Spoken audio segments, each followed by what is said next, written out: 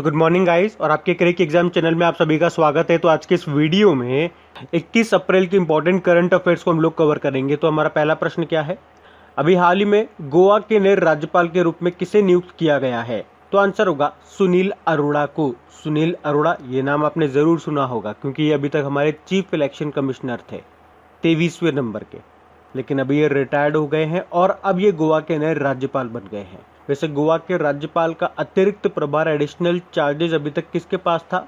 महाराष्ट्र के गवर्नर के पास, जिनका नाम है भगत सिंह कोश्यारी। अच्छा, हमने कहा सुनील अरोड़ा ये अभी तक हमारे चीफ इलेक्शन कमिश्नर थे, मुख्य चुनाव आयुक्त थे। तो अब हमारे नए मुख्य चुनाव आयुक्त चीफ इलेक्शन कमिश्नर कौन है? सुशील चंद्र है। कौन से नंबर के हैं? 24वें नंबर के हैं। तो ये नाम भी याद रखना। बाकी सुनीत शर्मा ये रेलवे बोर्ड के नए चेयरमैन और CEO बने हैं। M.A. Ganpati national security guard के डायरेक्टर जनरल बने। और विकास सिंह ये सुप्रीम कोर्ट बार एसोसिएशन के नए अध्यक्ष बने हैं। अब बात यहाँ पे गोवा की है। अच्छा, गोवा से पहले कुछ क्वेश्चंस मैं आपको बताता हूँ रिलेटेड टू गवर्नर। जैसे कि संविधान के किस अनुच्छेद में कहा गया है कि राज्य में एक राज्यपाल होगा? तो आंसर होगा अनुच्छेद 153, 153। और प्रश्न ऐसे भी पूछा जा सकता है कि संविधान के किस अनुच्छेद में कहा गया है कि राज्य की समस्त कार्यपालिका शक्तियां राज्यपाल में निहित होंगी? तो आंसर होगा अनुच्छेद 154। अच्छा, राज्यपाल पद की न्यूनतम आयु कितनी है? तो 35 वर्ष है। और राज्यों में राज्यपाल की नियुक्ति कौन करता है? तो प्रेसिडेंट करते हैं। और शपथ कौन दिलाता है? तो उस राज्य के हाईकोर्ट के चीफ जस्टिस। और स्वतंत्र भारत की पहली महिला चीफ जस्टिस कौन थी? तो आंसर होगा सरोजिनी नायडू थी। तो ये कुछ क्वेश्चंस हो गए रिलेटेड टू गवर्नर।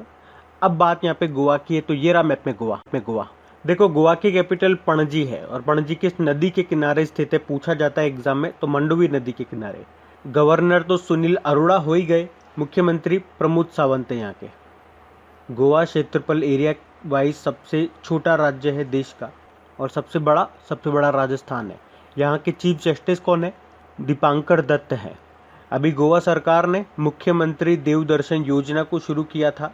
वैसे गोवा के अभी मुख्यमंत्री कौन है? प्रमोद सावंत। और इनसे पहले कौन थे? मनोहर पारिकर थे, जिनका निधन हो चुका है। लेकिन मनोहर पारिकर जी के ऊपर 2-3 बुक लिखी गई है, वो मैं आपको बताता हूँ।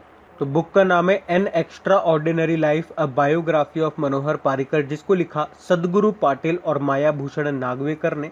और एक और बुक है Manohar Parrikar of the record, और इस बुक को लिखा था वामन सुभा प्रभु ने। और इनके ऊपर एक और बुक अभी आई थी जिसका नाम है Manohar Parrikar brilliant mind simple life, जिसको लिखा था नितिन गोखले ने। अभी यहाँ पे शिग्मो उत्सव भी मनाया गया था गोवा में। और हमारे जो जनजातीय मंत्री हैं अर्जुन मुंडा जी, उन्होंने गोवा में श्रम शक्ति पोर्टल को लॉन्च भी किया था। उसके अलावा इस साल जनवरी में 51वां international film festival of India का आयोजन हुआ था गोवा में, जिसमें फोकस देश रहा था बांग्लादेश। और हमारे 67th grand master of India कौन है? लियोन मेंडोनका है, ये गोवा से ही है। अच्छा, अभी तक गोवा से किन किन प्रोडक्ट्स को GI टैग मिल चुका है? तो ये भी याद होना चाहिए। एक तो यहाँ की हर्मल मिर्च को मिल चुका है, उसी तरह से गोवा के खोला चिली को GI टैग मिल चुका है, जिसे केना कोना मिर्च भी बोलते हैं। मोयरा बनानास को मिल चुका है। और खाजे एक तरह का स्वीट है जिसको भी GI टैग मिल चुका है। याद रखना, गोवा में भारत का पहला सैंड ड्यून पार्क विकसित किया जाएगा। उसके अलावा भारत की पहली हरित ऊर्जा अभिसरण परियोजना यानी कि ग्रीन एनर्जी कन्वर्जेंस प्रोजेक्ट ये गोवा में स्थापित की जाएगी। उसके अलावा आप याद रख लो यहाँ से कि गणतंत्र दिवस कब मनाया जाता है? 18 जून को। गोवा मुक्ति दिवस यानी कि गोवा लिबरेशन डे मनाया जाता है 19 दिसंबर को। और गोवा स्थापना दिवस भी याद रखो, ये मनाया जाता है 30 मई को। जबकि देश का पहला GI स्टोरिया आपके गोवा में ही खुला है। गोवा में आपको मिलेगा कोटेगांव वाइल्ड लाइफ सेंचुरी, ये मोस्ट इंपॉर्टेंट है, अक्सर एग्जाम में पूछा जाता है। कोटेगांव वाइल्ड लाइफ सेंचुरी कहाँ पर है? तो गोवा में है। यहाँ पे आपको मोलेम नेशनल पार्क, जिसे भगवान महावीर नेशनल पार्क भी बोलते हैं, ये भी मिलेगा। और doctor Salim Ali bird sanctuary, ये भी आपको मिलेगा गोवा में। याद रखना ये सारे पॉइंट्स पढ़ते आगे। फिर बताइए, हाल ही में दुनिया का पहला देश कौन सा बन गया है जहां मास्क को ना पहनने के आदेश दे दिए गए हैं? तो आंसर होगा इजराइल।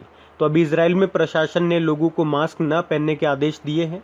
एक्चुअली इजराइल में 81% जनता को कोरोना की वैक्सीन लग चुकी है, जिसके बाद प्रशासन ने ये फैसला सुनाया है। तो तो सरकार के इस आदेश के बाद लोगों ने अपने चेहरे से मास्क उतार फेंके हैं और सोशल मीडिया पर अपनी खुशी जाहिर की है। एक्चुअली में इजराइल में 16 साल से ज़्यादा उम्र के 81% लोगों को कोरोना के दोनों टीके लग चुके हैं। वहीं वैक्सीनेशन में तेजी से यहाँ कोरोना संक्रमण और अस्पताल में भर्ती होने वाले मरीजों की संख्या में तेजी से गिरावट आई है। हालांकि इजराइल में सख्ती अभी भी लागू है, जैसे कि विदेशियों की एंट्री और बिना टीके लगवाए लोगों का प्रवेश अभी भी सीमित है वहाँ पे। लेकिन बात यहाँ पे इजराइल की है, तो ये रहा मैप में इजराइल। देखो, इजराइल की कैपिटल जेरूसलम है, करेंसी है इजरायली न्यू शेकेल, प्रधानमंत्री यहाँ के हैं बेंजामिन नेतन्याहू। और इजराइल ने अपनी एक सड़क का नाम रविंद्रनाथ टैगोर जी के नाम पे रखा था, टैगोर स्ट्रीट। उसके अलावा आपको याद होगा कि मेघालय सरकार ने कुछ समय पहले सेंटर ऑफ एक्सीलेंस की स्थापना के लिए इजराइल के साथ समझौता किया था। उसके अलावा उत्तर प्रदेश सरकार ने बुंदेलखंड में जल संकट को हल करने के लिए इजराइल के साथ समझौता किया था। और भारत की एक आईटी कंपनी है TCS, वो इजराइल के पहले डिजिटल बैंक को लॉन्च करेगी। उसके अलावा इजराइल ने 2050 तक 80% ग्रीन हाउस गैस के उत्सर्जन को कम करने के लिए एक राष्ट्रीय योजना का अनावरण भी किया है। तो इतना यहाँ से याद रखें, बढ़ते हैं आगे। फिर बताइए, हाल ही में जी वेंकट सुब्बैया का निधन हो गया, ये एक प्रसिद्ध क्या थे? तो आंसर होगा लेक्सियोग्राफर थे। लेक्सियोग्राफर ये कौन होते हैं? तो ये एक ऐसा व्यक्ति होता है जो डिक्शनरी लिखता है, डिक्शनरी को कंपाइल करता है, शब्दों का संकलन करता है और उसे बोलते हैं लेक्सियोग्राफर। और कौन सी भाषा के लेक्सियोग्राफर थे ये? तो कन्नड़ भाषा के लेक्सियोग्राफर थे ये। इन्होंने 12 डिक्शनरियाँ बनाई हैं। और इतना ही नहीं, कन्नड़ भाषा के ये विद्वान भी थे, लेखक भी थे, कवि भी थे और निबंध यानी कि ऐसे राइटर भी ये थे। मतलब बहुत बड़ी हस्ती थे ये। और कन्नड़ साहित्य में इनको कर्नाटक सरकार का कन्नड़ साहित्य अकादमी पुरस्कार भी मिल चुका है। पद्मश्री से भी ये सम्मानित थे और अभी इनका निधन हो गया। जी वेंकट सुब्बैया इनका नाम था। अच्छा, यहाँ से एक और नाम मैं आपको बताऊंगा। अमेरिका के पूर्व उपराष्ट्रपति थे वॉल्टर मोंडले, इनका भी अभी निधन हो गया।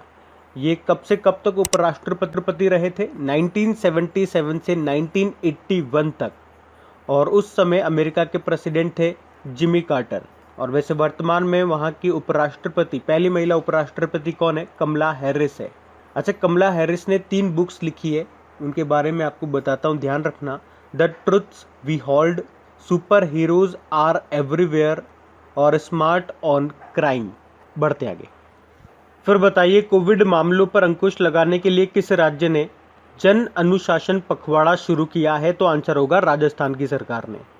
जन अनुशासन पखवाड़ा यानी कि सेल्फ डिसिप्लिन फोर्टनाइट। तो 15 दिन का ये लॉकडाउन लगा दिया गया है। बेसिकली सिर्फ अनिवार्य सेवाएं यहाँ पे चालू रहेंगी और ये करा है राजस्थान की सरकार ने। और यहाँ पे बहुत तरह के अंकुश लगाए गए हैं लोगों के ऊपर राजस्थान की सरकार के द्वारा। तो इसका नाम याद रखिए, जन अनुशासन पखवाड़ा। ये शुरू किया है राजस्थान ने। अब राजस्थान ने शुरू किया है, तो ये रहा मैप में राजस्थान। देखो, राजस्थान की कैपिटल जयपुर है। जयपुर को पिंक सिटी बोलते हैं। अभी यहाँ के परकोटे को वर्ल्ड हेरिटेज साइट का दर्जा भी मिला था। मुख्यमंत्री अशोक गहलोत हैं, गवर्नर हैं कलराज मिश्र और यहाँ के चीफ जस्टिस हैं इंद्रजीत मोहंती। और राजस्थान दिवस कब मनाया जाता है? 30 मार्च को। अभी आपको याद होगा, देश का पहला कृषि आधारित सोलर पावर प्लांट ये राजस्थान में स्थापित किया गया।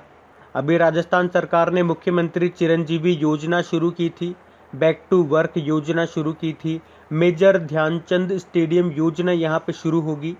अभी भारत और USA के बीच में जो युद्ध अभ्यास नाम का एक्सरसाइज हुआ था, ये राजस्थान में ही हुआ था। यहीं पे M-SAND मैन्युफैक्चर्ड सैंड पॉलिसी 2020 शुरू हुई थी। याद रखना, एक पौधा सुपोषित बेटी के नाम योजना यहाँ पे शुरू हुई थी। उसके अलावा देश के पहले अंगदाता स्मारक ऑर्गन डोनर मेमोरियल का उद्घाटन ये कहाँ पे हुआ? जयपुर में हुआ था। यहीं पे आयुष्मान भारत महात्मा गांधी स्वास्थ्य बीमा योजना शुरू हुई और इंदिरा गांधी मातृत्व पोषण योजना शुरू हुई थी यहीं पे। और इंदिरा से आप याद रखो 2 पॉइंट, इंदिरा रसोई योजना ये भी राजस्थान की है। इसमें ज़रूरतमंद लोगों को, गरीब लोगों को 8 रुपये में खाना दिया जाता है। और इंदिरा प्रियदर्शिनी बेबी किट वितरण कार्यक्रम भी शुरू हुआ था राजस्थान में। यहीं पे वात्सल्य योजना और समर्थ योजना भी शुरू हुई थी। उसके अलावा मोक्ष कलश योजना 2020 ये भी राजस्थान की है। देखो, यहाँ पे आपको 3 टाइगर रिजर्व मिलेंगे, Sariska tiger reserve, Ranthambore tiger reserve और मुकुंदरा हिल्स।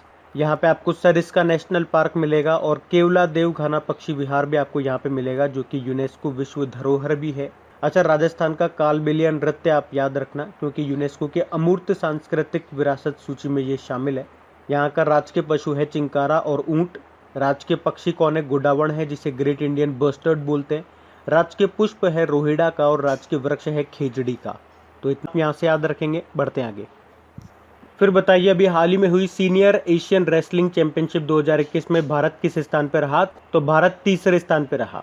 तो 2021 की सीनियर एशियन रेसलिंग चैंपियनशिप जो अभी 13 से 18 अप्रैल तक हुई थी, कहाँ पे हुई थी? अलमाटी कजाकिस्तान में। ये इसका 34वां संस्करण था, 34th एडिशन था और इसमें भारत 14 मेडल के साथ तीसरे स्थान पर रहा है। 14 मेडल में 5 गोल्ड रहे, 3 सिल्वर रहे और 6 ब्रॉन्ज रहे, जबकि ईरान और कजाकिस्तान ये 17 मेडल प्रत्येक के साथ टॉप पे रहे। अच्छा, भारत के पास 5 गोल्ड आए और ये गोल्ड किन किन ने जीते? विनेश फोगाट ने 53 किलोग्राम वर्ग में गोल्ड जीता, अंशु मलिक ने 57 किलोग्राम वर्ग में गोल्ड जीता और सरिता मोर 59 किलोग्राम में गोल्ड जीता। एक रवि कुमार दहिया भी है जिन्होंने 57 किलोग्राम में गोल्ड जीता और दिव्या काकरन इन्होंने 72 किलोग्राम कैटेगरी में गोल्ड जीता। तो ये 5 गोल्ड रहे थे यहाँ पे। तो याद रखना, सीनियर एशियन रेसलिंग चैंपियनशिप 2021 जो कि अभी हुई थी कजाकिस्तान में, अप्रैल में ही हुई थी, इसमें भारत ने टोटल 14 मेडल जीते हैं और इसी के साथ भारत 3rd नंबर पर रहा है। बढ़ते हैं आगे। फिर बताइए, अभी हाल ही में किस देश ने क्रिप्टो करेंसी पर प्रतिबंध लगा दिया है? तो आंसर होगा टर्की ने। तो क्रिप्टो करेंसी ये एक आभासी मुद्रा है, वर्चुअल करेंसी है, ये एक डिजिटल करेंसी आप इसे बोल दीजिए। मतलब जैसे हमारी जो करेंसी है ना रुपया, जिसे आप टच कर सकते हो, फील कर सकते हो, इसे ऐसे आप टच नहीं कर सकते हो क्योंकि ये एक डिजिटल करेंसी है और क्रिप्टो करेंसी पर किसी का भी कंट्रोल नहीं होता। जैसे कि हमारी करेंसी पर कंट्रोल होता है आरबीआई का, क्रिप्टो करेंसी पर किसी का भी कंट्रोल नहीं होता है और इसी कारण से जितने भी बड़े अपराध होते हैं उनमें क्रिप्टो करेंसी यूज होती है और इसी कारण से टर्की ने इसको बैन कर दिया है। अच्छा, विश्व की पहली क्रिप्टो करेंसी का नाम क्या है? बिटकॉइन है, आपने नाम सुना होगा। और बिटकॉइन के आविष्कारक किसे कहा जाता है? सातोशी नाकामोतो को कहा जाता है। ये जापान से हैं और इन्होंने आइडिया दिया था इसका 2009 में। और फेसबुक ने अपनी डिजिटल करेंसी का नाम लिब्रा से बदलकर क्या कर दिया? तो डायम कर दिया, DIEM, डायम। अब बात यहाँ पे टर्की की हुई है, तो ये रहा मैप में टर्की। देखो, टर्की की कैपिटल अंकारा है, करेंसी यहाँ पे टर्किश लीरा होती है और प्रेसिडेंट कौन है? Recep Tayyip Erdogan. याद रखना, यूरोप का मरीज किसे कहते हैं? तो टर्की को ही कहते हैं। ये वैसे एशिया में भी आता है और यूरोप में भी आता है। अच्छा, आप याद रखना, देखो कितने देश हैं जो कि 2 महाद्वीपों में आते हैं? तो आंसर याद रखना 2, एक तो रशिया और एक टर्की। और कौन कौन से महाद्वीप में आते हैं? एशिया में भी आते हैं और यूरोप में भी आते हैं। कई बार इस तरह का प्रश्न आपसे पूछ लिया जा सकता है, तो आप याद रखना। इसके अलावा आप याद रख सकते हो यहाँ से कि एनातोलिया का पठार ये कहाँ पर है? तो टर्की में ही है ये। और आपको याद होगा 75th United nation general assembly के अध्यक्ष बने थे वोल्कन बोजकर, वो भी आपके टर्की से ही है। बढ़ते हैं आगे। फिर बताइए, केंद्र सरकार ने धामरा नदी पर एक रोपेक्स जेट्टी परियोजना को मंजूरी दी है। आपको बताना ये नदी किस राज्य में है? तो आंसर होगा उड़ीसा में। अच्छा, जेट्टी क्या होता है? जेट्टी एक जहाज ही होता है, ये काफ़ी तेज चलने वाला जहाज होता है, नाव से बड़ा होता है ये। तो उड़ीसा में ये धामरा नदी बहती है और यहीं पर 110 करोड़ रुपए की जेट्टी परियोजना को मंजूरी मिल गई है। तो इसके बनने से जो सड़क मार्ग से जो दूरी तय करने में यात्रियों को अभी 6 घंटे लगते हैं, तो जलमार्ग से ये सिर्फ 1 घंटा लगेगा। अच्छा, हमारे जहाज रानी मंत्री शिपिंग मिनिस्टर कौन है? मनसुख मांडविया है। और ये जो जहाज सेवा है ये किन 2 जगहों को जोड़ेगी? तो उड़ीसा के केंद्रपाड़ा जिले के तलचुआ को भद्रक जिले के कनाली से जोड़ेगी। मतलब 2 जिलों को आपस में जोड़ेगी है। अब बात यहाँ पे हो रही है उड़ीसा की, तो ये रहा मैप में उड़ीसा। देखो, उड़ीसा की कैपिटल भुवनेश्वर है। यहाँ के मुख्यमंत्री हैं नवीन पटनायक, गवर्नर हैं गणेशी लाल और नए चीफ जस्टिस बने थे S मुरलीधर नाम है। और आपको याद होगा भी जल अकादमी शुरू करने की घोषणा की थी उड़ीसा सरकार ने। कहाँ पे? भुवनेश्वर में। भारत की पहली चेस अकेडमी ये भी खुलेगी भुवनेश्वर में। उसके अलावा भारत के पहले विश्व कौशल केंद्र वर्ल्ड स्किल सेंटर का उद्घाटन किया गया भुवनेश्वर में ही। भुवनेश्वर में ही कोविड योद्धा स्मारक बनाए जाएंगे और एम्स भुवनेश्वर ने लगातार तीसरी बार कायाकल्प पुरस्कार जीता था अभी। और उड़ीसा के भुवनेश्वर में ही देश का पहला फायर पार्क का उद्घाटन किया गया। और FSSM faecal sludge and septage management के लिए ISO सर्टिफिकेट पाने वाला पहला शहर बना भुवनेश्वर। आपको याद होगा 2023 में जो मेंस हॉकी वर्ल्ड कप होंगे ये उड़ीसा के भुवनेश्वर और राउरकेला में होंगे। और भारत का सबसे बड़ा हॉकी स्टेडियम ये राउरकेला में बनेगा, जिसका नाम बिरसा मुंडा स्टेडियम रखा गया। और यहाँ पे जो भितरकनिका नेशनल पार्क है वहाँ पे विश्व का सबसे बड़ा सफ़ेद मगरमच्छ पार्क खोला गया। उसके अलावा भूमिहीन किसानों को लोन देने के लिए अभी बलराम योजना यहाँ पे शुरू हुई थी। उड़ीसा सरकार ने हरित आवरण बढ़ाने के लिए सबुजा ओडिशा पहल को शुरू किया था। और सरकारी भूमि की सुरक्षा के लिए स्पेस टेक्नोलॉजी आर्टिफिशियल इंटेलिजेंस का उपयोग करने वाला पहला राज्य बना उड़ीसा। अभी जनजातीय हॉस्टल्स के लिए ISO सर्टिफिकेट पाने वाला पहला राज्य भी बना था उड़ीसा। यहाँ पे आपको सतकोशिया टाइगर रिजर्व भी मिलेगा, सिमलीपाल टाइगर रिजर्व भी आपको यहाँ पे मिलेगा।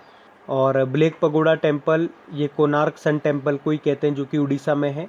लॉन्गेस्ट डैम ऑफ इंडिया आपको मिलेगा उड़ीसा में ही, जिसका नाम है हीराकुड डैम, महानदी पर है ये। बाराबत्ती स्टेडियम भी आपको यहाँ पे मिलेगा कटक उड़ीसा में। और ये जो आप देख रहे हो ये भारत की सबसे बड़ी और दुनिया की दूसरी सबसे बड़ी खारे पानी की तटीय झील है, जिसको कहते हैं चिल्का लेक। तो ये सारे पॉइंट्स याद रखना। यहाँ से बढ़ते आगे। फिर बताइए भारतीय रेलवे लिक्विड मेडिकल ऑक्सीजन और ऑक्सीजन सिलेंडरों के परिवहन के लिए कौन सी ट्रेनें चलाएगा? तो आंसर होगा ऑक्सीजन एक्सप्रेस। आप जानते हो कोरोना जब एडवांस स्टेज में पहुंच जाए तो पेशेंट को वेंटिलेटर पर लेटा दिया जाता है। वेंटिलेटर का मतलब क्या होता है? ये एक तरह के आर्टिफिशियल फेफड़े हो गए, मतलब वो मशीन जो नकली फेफड़ों का काम करती है उसे वेंटिलेटर बोलते हैं सिंपल शब्दों में। तो ऐसे में ऑक्सीजन चाहिए होता है। तो ऑक्सीजन की कमी ना हो इसीलिए भारत में वो जगह जहाँ पे ऑक्सीजन सिलेंडर बनते हैं, जैसे कि विशाखापट्टनम, जमशेदपुर या उड़ीसा का राउरकेला में, तो इन सब जगहों से दिल्ली, मुंबई वगैरह जहाँ पर भी ज़्यादा ज़रूरत है ऑक्सीजन की, वहाँ पर पहुँचाई जाएगी इस ऑक्सीजन एक्सप्रेस के थ्रू। और इन ट्रेनों का क्या नाम होगा? ऑक्सीजन एक्सप्रेस होगा। हमारे रेल मंत्री हैं पीयूष गोयल। और वैसे स्वतंत्र भारत के पहले रेल मंत्री कौन थे? जॉन मथाई थे। हमारे रेलवे बोर्ड के नए चेयरमैन और CEO कौन है? सुनीत शर्मा है। इनसे पहले विनोद कुमार यादव थे, जिनको भी 2020 के प्रतिष्ठित इंजीनियरिंग पुरस्कार से सम्मानित किया गया था। और अभी दुनिया की पहली डबल डेकर कंटेनर स्टीक ट्रेन शुरू हुई थी हरियाणा के न्यू रेवाड़ी से राजस्थान के न्यू किशनगढ़ मदार तक। और ये दुनिया की सबसे लंबी डबल कंटेनर स्टीक ट्रेन थी, जिसकी लंबाई थी 1.5 किलोमीटर। तो इतना आप यहाँ से याद रखें। बढ़ते आगे। फिर बताइए पंजाब ये किस वर्ष तक हर घर जल वाला राज्य बनेगा? तो आंसर होगा 2022 तक। तो अभी पंजाब ने जल जीवन मिशन वार्षिक कार्य योजना को वीडियो कॉन्फ्रेंसिंग के माध्यम से शुरू किया है। और इस कार्य योजना के अनुसार पंजाब 2022 तक हर घर जल के लक्ष्य को हासिल कर लेगा। हर घर जल मतलब हर ग्रामीण घर में नल से जल पहुंचाना। अब बात पंजाब की है तो ये रहा मैप में पंजाब। यहाँ की कैपिटल चंडीगढ़ है। मुख्यमंत्री हो गए अमरिंदर सिंह और गवर्नर कौन है? VP सिंह बदनोर है। अभी पंजाब में ही लाल लकीर मिशन शुरू हुआ था, यहीं पे शगुन योजना शुरू हुई थी। और DG नेस्ट मोबाइल एप्लीकेशन को यहाँ पे शुरू किया गया था। एक दाखिल पोर्टल भी लॉन्च हुआ था यहाँ पे। एक बसेरा योजना भी शुरू हुई थी।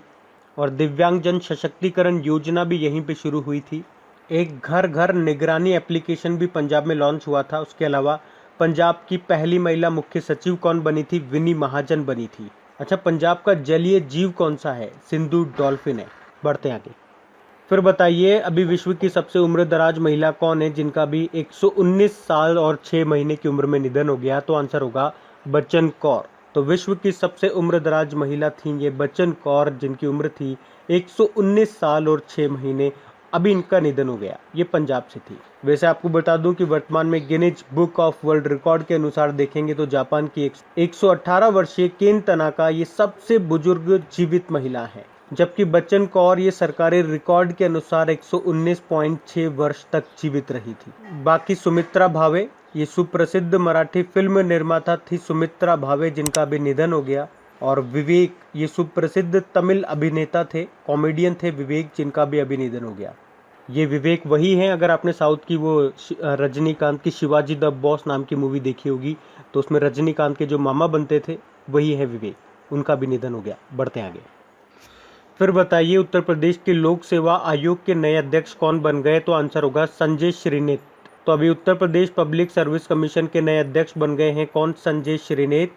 और ये किनका स्थान लेंगे? प्रभात कुमार का स्थान लेंगे। बाकी जीपी सामंत ये भारत के मुख्य सांख्यिकीविद चीफ स्टैटिस्टिशियन ऑफ इंडिया बने। सुबोध कुमार जायसवाल सीआईएसएफ के नए डायरेक्टर जनरल बने। और एनवी रमन हमारे नए चीफ जस्टिस ऑफ इंडिया बने। कौन से नंबर के? 48 नंबर के। अच्छा बताइए, टेबल माउंटेन नेशनल पार्क ये किस देश में है जो अभी खबरों में था? तो आंसर होगा साउथ अफ्रीका में। तो टेबल माउंटेन नेशनल पार्क ये साउथ अफ्रीका के केप टाउन में स्थित है और ये भी काफ़ी न्यूज़ में है। क्यों न्यूज़ में? क्योंकि यहाँ पे भीषण आग लग गई है, काफ़ी पेड़ वगैरह जल गए हैं और ये यूनेस्को की विश्व धरोहर में भी शामिल है, इसलिए ये काफ़ी न्यूज़ में था। अब बात साउथ अफ्रीका की है तो ये रहा मैप में साउथ अफ्रीका। देखो इसकी 3 कैपिटल है, केप टाउन, प्रिटोरिया और ब्लूमफॉन्टेन। यहाँ की करेंसी है साउथ अफ्रीकन रैंड और प्रेसिडेंट है सिरिल रामाफोसा। अच्छा, साउथ अफ्रीका में भारत के राजदूत एम्बेसडर कौन है? जयदीप सरकार है। आपको याद होगा साउथ अफ्रीका में 2023 में महिलाओं का T20 वर्ल्ड कप भी होगा और 2020 में साउथ अफ्रीका ने अपना एक सैटेलाइट भी लॉन्च किया था जिसका नाम थे मीर काट। अच्छा, साउथ अफ्रीका की एक क्रिकेट प्लेयर का नाम अभी न्यूज़ में था, उनका नाम है शबनम इस्माइल। और ये भी न्यूज़ में क्यों थी? क्योंकि जनवरी का ICC women's player of the month का अवार्ड मिला था इनको, शबनम इस्माइल को। तो बात करेंगे कल के वीडियो में पूछे गए प्रश्न के उत्तर की। तो कल के वीडियो में आपसे पूछा गया था कौन सा देश विश्व टेबल टेनिस चैंपियनशिप की मेजबानी करेगा? तो आंसर होगा अमेरिका। आप सभी ने प्रश्न का बिल्कुल सही उत्तर दिया है। तो गाइज अगर सेशन अच्छा लगा हो तो इसे लाइक और शेयर जरूर कीजिएगा। और वैसे भी आप तो आपकी इन करंट अफेयर्स का रिवीजन करवाने के लिए मैं इसका ऑडियो भी तैयार कर रहा हूँ, तो दिन में 4 से 5 मिनट निकाल करके वो आप ऑडियो सुन लीजिए ताकि आपका इन करंट अफेयर्स का फिर से रिवीजन हो जाए। क्योंकि आपको पता है चीजों को पढ़ना इंपॉर्टेंट है लेकिन समय समय पर उनका रिवीजन करना बहुत ज्यादा जरूरी है। रिवीजन नहीं करोगे तो वो सारी चीजें आप भूल जाओगे। तो आप ही के लिए मैं इसका रिवीजन ऑडियो तैयार कर रहा हूँ। तो उस ऑडियो का लिंक मैंने नीचे डिस्क्रिप्शन में दे दिया है, वहां जाकर के आप मुझे फॉलो कर लीजिए और फॉलो करने के बाद में पास में जो बेल आइकन आएगा आप उसे जरूर दबा लेना ताकि जब भी मैं ऑडियो अपलोड करूं उसका नोटिफिकेशन आपको मिल सके। और एप्लीकेशन अगर अभी तक आपने डाउनलोड नहीं किए तो उसका लिंक भी आपको नीचे मिल जाएगा। वहीं पे आपको क्विज, वीडियो, पीडीएफ सब मिल जाएंगे। तो इस प्रश्न का उत्तर आता है तो कमेंट बॉक्स में जरूर टाइप करिए। चलिए अब मिलते हैं करंट अफेयर्स के रिवीजन वीडियो में। Thank you guys.